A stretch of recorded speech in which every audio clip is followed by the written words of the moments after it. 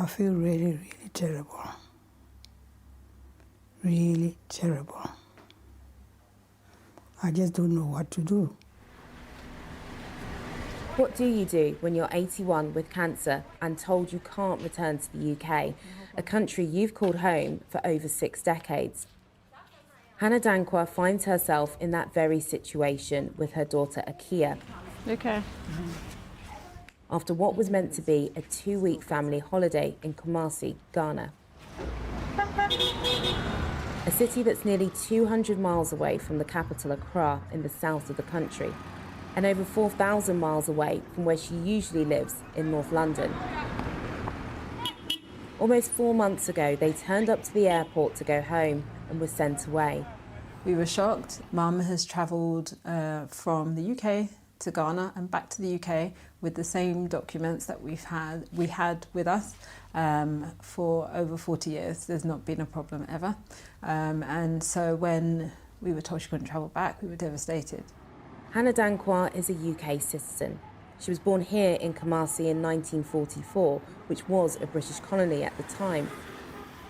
But now she and her daughter have been stuck in a hotel room for 4 months because of a discrepancy in her documentation, one that a legal document explains and has never stopped her travelling until now. And her family are desperately trying to get her home. My poor daughter have to take me out in the wheelchair sometimes.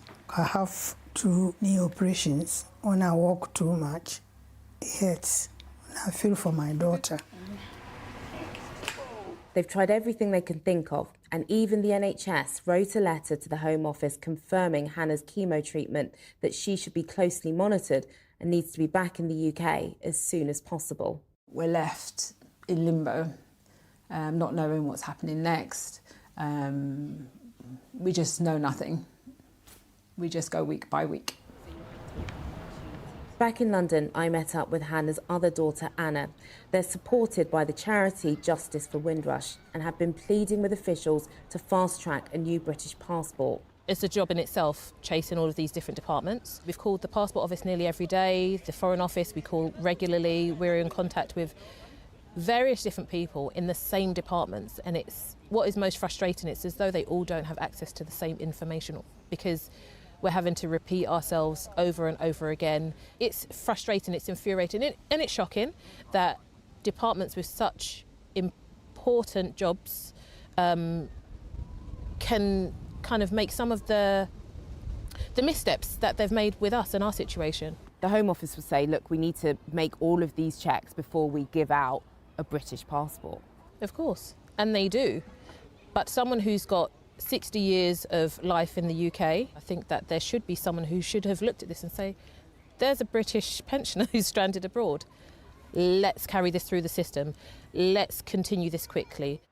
Belwabira Addy is an MP of Ghanaian descent who has come across a lot of these cases.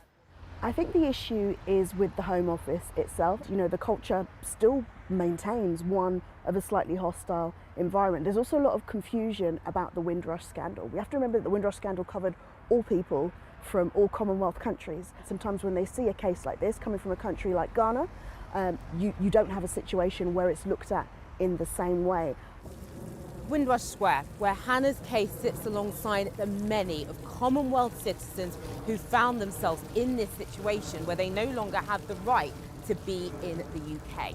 I've covered stories like this for many years, and immigration lawyers tell me that most people either fight like hell, they say, or give up. This is Hannah Dankwa's life in the UK as a young mum in the 70s and 80s in Trafalgar Square. She had 5 children here and used to work at the council, a life she's keen to return to. I want to get back to UK. Whatever they want me to do to get the papers right, I will do it. For now, her life in the UK is on hold, and no one knows how long for.